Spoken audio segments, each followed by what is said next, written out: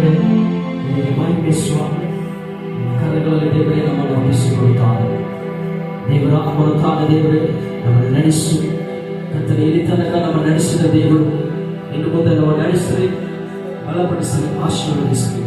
ನಿಮ್ಮ ನಾಮ ಮಾತ್ರ ದೇವರೇ ಮಹಿಮೆ ಉಂಟಾಗಲಿ. ಎಲ್ಲ ಘನವಾದ ಮಹಿಮೆ ಯಾರಾದರೆ ದೇವರೇ ನಿನಗೆ ಮಾತ್ರ ಸಲ್ಲಿಸುತ್ತ ಯೇಸುವಿನ ನಾಮದಲ್ಲಿ ಪ್ರಾರ್ಥಿಸ್ತಾ ಇದ್ದೀವಿ ತಂದೆ. ಆನಾಗಲೇ ದೇವರ ಕೇಳಕ್ಕಾಗಿ ಜೋರಾಗಿ ಮಹಿಮೆ ಸಲ್ಲಿಸೋಣ.